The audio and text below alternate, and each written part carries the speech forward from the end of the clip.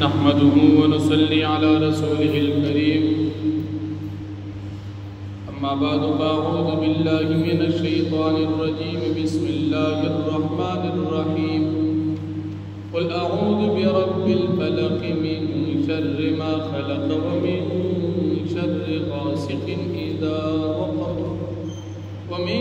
شر النفاثات في العقد ومن شر حاسد إذا حسد صدق الله العظيم. سورة فلق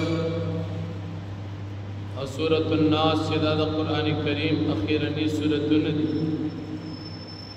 اعتبار دا ترتیب قرآن سرا دا سورت یوسل دیار لسم اور روان سورت یوسل سور لسم دی نازل دو پلحاظ سرا دا سورت دا دوار سورتنا شلم نمبر سورتن دی فدی اولنی سورت کی پنز آیتن دی اور پراروان سورت کی شپک آیتن دی دوار سورتن کی یولس آیتن دی مکی سورت کی دا اللہ رب العالمین دا وحدانیت دعوت بیان شو فدی دوار سورتن کی دا مشرکانو کافرانو دا نبی علیہ السلام دشمنی بیانی دا سورت مدنی سورت تی دا دوار سورتنا دا جمهور مفسرین رائی دادا چی دا سورتنا مدنی سورتنا فضیلت دی سورتنو حضرت عقبہ بن عامر رضی اللہ عنہ فرمائی چی منگ دا نبی کریم صلی اللہ علیہ وسلم سرا پا سفر کی چی دا مقام جحفا او دا ابواب پا درمیان کی دیر تیز ہوا راغلا او تیارخ ورشو نبی علیہ السلام پا دی سورت پا دی وقت کی دا دوار سورتن اولستل قل اعوذ برب الفلق او قل اعوذ برب الناس. عقبہ بن عامر رضی اللہ عنہ فرمائی ما نبی علیہ السلام تا فرمائل چی آئے سورہ ہود و سورہ یوسف سے تلاوت کوم لولو نبی علیہ السلام فرمائل چی دا اللہ رب العالمین پنیز دا قل اعوذ برب الفلق دا سورتنا دا دی مقیم مناسبت سرا دا دیر مناسب سورتنا اب نبی علیہ السلام بچو دکی دو سورہ فلق و سورة الناس ددوار سورتنو تلاوت بے اکڑو او داغین بعد بلا سنو باندے بے دادوار سورتنو دم کر لا سنو بے پزان باندے راف کر. علامہ ابن قیم رحمت اللہ علیہ فرمائی کہ بصورتی فلق کی دا دنیاوی مصیبتنا دا پنا تعلیم دی او بصورت الناس کی دا اخروی آفتننا دا پنا تعلیم دی یعنی بصورت فلق کی دا دنیاوی مصیبتنو جسمانی مصیبتننا انسان دا بچ کے دو طریقہ دا او بصورت الناس کی دا روحانی ایمانی دنیاوی دینی نقصانات و مصیبتنا دا بچ کے دو تعلیم او طریقہ دا. شان نزول دی سورتن داسد ام المؤمنین حضرت عائشہ صدیقہ رضی اللہ عنہا فرمائی کہ نبی کریم صلی اللہ علیہ وسلم باندی یو پیرا جادو شو او داغی سر پا نبی علیہ السلام باندی دو چی پا دنیاوی کارون کبا پا نبی کریم صلی اللہ علیہ وسلم باندی حیر رات آغا کارونو باندی دا جادو اثر نو چی دا کم کارونو تعلق دا وحی سرا او دا دین سر دی باغی باندی دا جادو اثر نو نمور بی فرمائی یورز نبی کریم صلی اللہ علیہ وسلم ادو آرام کولو پدی وقت کی نبی علیہ السلام چکل دا خوب نرا پاسد نبی علیہ السلام کو فرمائل کہ ما تدوک کسان راغلل پخوب کی یو سر طرف ته ودرېدو یو خو طرف ته ودرېدو جبريل علیہ السلام او میکائیل علیہ السلام دی په خپل منځ کې خبرې کولې چې په دې صاحب باندې سچل یو دی بل ته وی چې په د باندې جادو شوی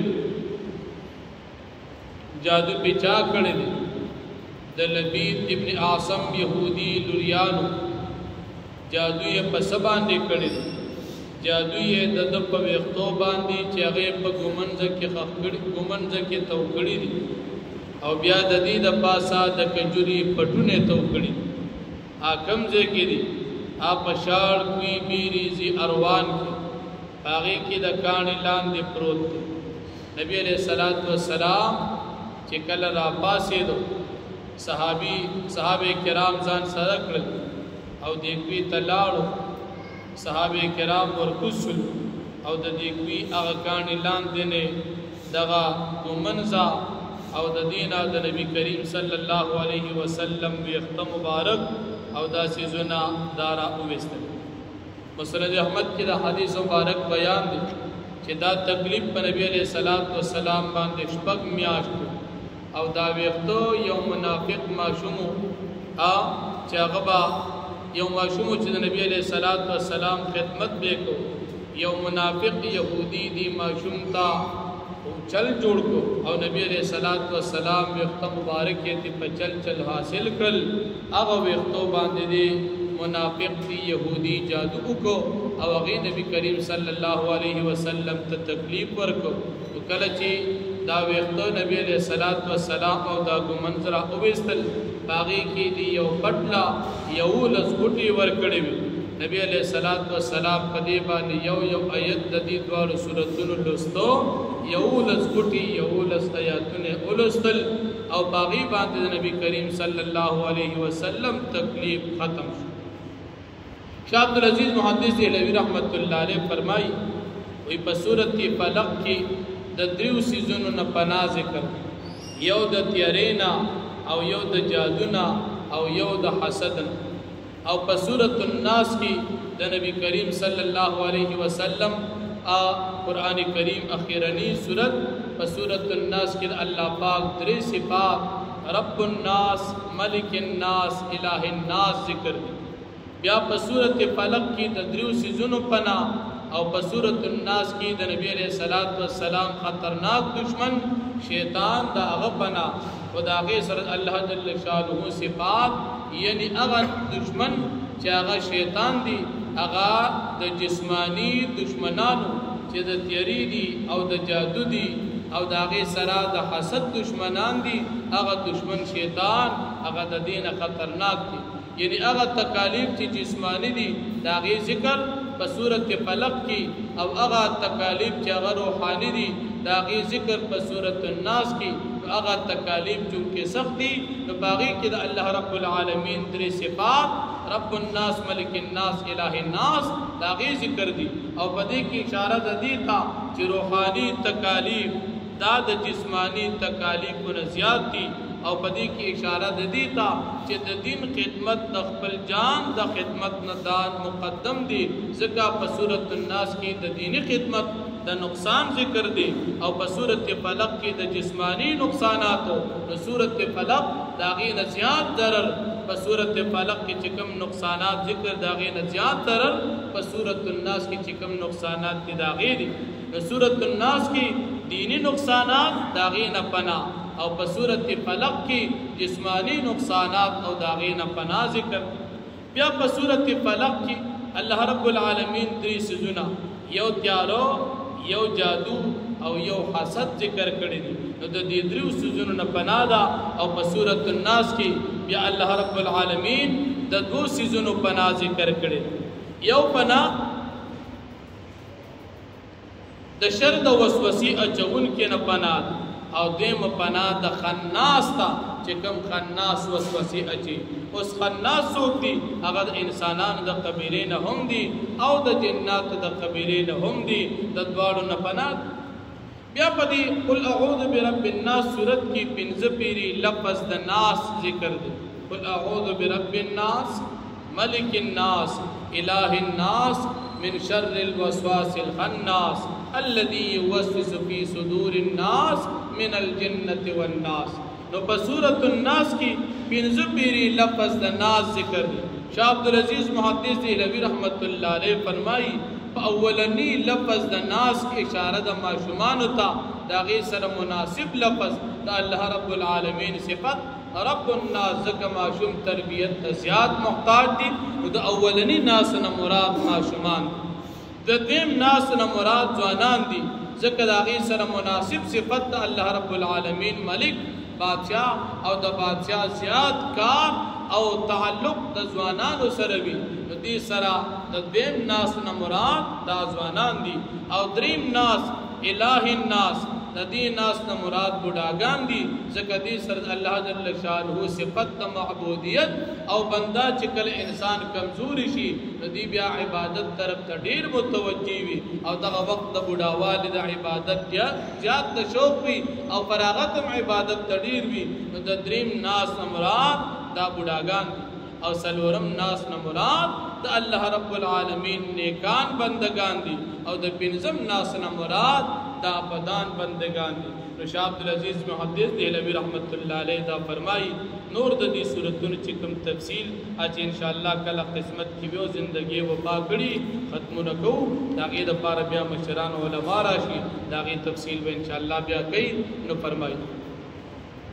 اوس پدې کې یو مسله د نن سبا دور مناسب آیا په نبی کریم صلی الله علیه وسلم جادو شوی او کنو شوی او په نبی علیہ السلام باندې جادو شوی. دا حدیث د بخاری شریف تی بالکل صحیح دی. امت مسلمه دا وی چې په نبی علیہ السلام جادو شوی او البته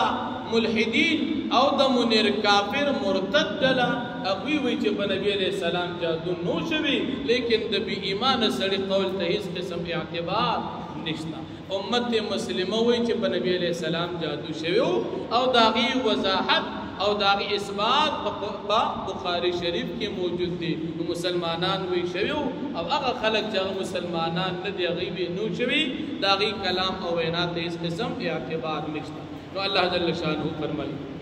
بسم اللہ الرحمن الرحیم قل تو فرمائی اعوذ دو پناہ غوارم برب الفلق فرب دا سبا باندی من شر ما خلق دا شر دا مخلوقاتنا ومن شر غاسق اذا وقب او دا شر دا تیرین کلچ خورشی ومن شر النفاثات فی العقد او دا شر دا پکی و ان کو پغٹو کی. لفظ دا نفاثات مراد تینا زنانا غٹے پغٹو کی پکی و ان کی. نو عموماً دا جادو کو ان کی دا زنانا او سیر او جادو دا مطلقاً حرام او ناروا دی او بعضی اقسام دا دی دا کفر دی. انسان پا دی باند ایمان نقلاسی سمر تعویزنا او سمر تمون چی دا خلق دا نقصان او دا مسلمان دا ضرر دی دا طول حرام او ناروا دی. تم را دا پوری علماء لکی چی پا کافر باندے وهم سحر او جادو نکے لیکن چی کم انسان یہ کئی دی پی خپل ایمان نخلاسی گی نو پا کافر بم سحر جادو نکے. نن سبا دا مسلمانانو پا جامع کے او دا علماء پا جامع کے دیر خلق دا سشتا چی اغب زان تاوی مولا زان تاوی مسلمان او اغب ویلوی خطرناک او بی ایمان جادوگر. اللہ دے من اوتاسو دا داسی بی ایمان نا اسل. ومن شر حاسد اذا حسد او دا شر دا حسد کو ممکن ہر کلچ دی حسد کئی. بعض علماء فرمائی حسد کو ان کی دا اللہ جل شانہ سر پنځه قسم مقابلہ کی. اولنے مقابلہ دا دی کئی چی اللہ پاک تا پا دی بندہ دا نعمت کڑی دا دی ولی کڑی دی حسد دی دا دی سر کڑی او دین دی دا اللہ جل شانہ پا تقسیم باندے رضان دی چی اللہ تا تقسیم سم ندی کڑی زکا دی حسد دی. زکا حسد بیلشی تمنا دا زوال دا نعمت دا غیر یو سڑی سر نعمت دی او داغی تا خفکی گی دی تا ویلشی حسدو. نو دیم قسم دی پا دی تقسیم دا اللہ خوشحالا ندی. او دریم دا حسد کون کی دید اللہ جل شانہ پا نعمت باندے بخیل دی زکا دید بل مسلمان پا دی نعمت باندے خفا دی. او سلورم دید اولیاء الله او د نیکانو خلقو دشمن دی ځکه حسد کوونکي دا نیک انسان دی او پنځم نمبر دی د شیطان ملګری دی ځکه حسد کوونکي اولنی د ابلیسو چې د حضرت آدم علیه السلام سره حسد کړو بسم الله الرحمن الرحیم قل تو فرمائے اعوذ برب الناس زپنا غوالم پر رب دا انسانانو باندی ملک الناس پا بادشاہ دا انسانانو الہ الناس پا معبود دا انسانانو من شر الوسواس الخناس دا شر دا وسوسی اچگنکو خناس اغا خلق جاغا رستو نا وسوسی اچوی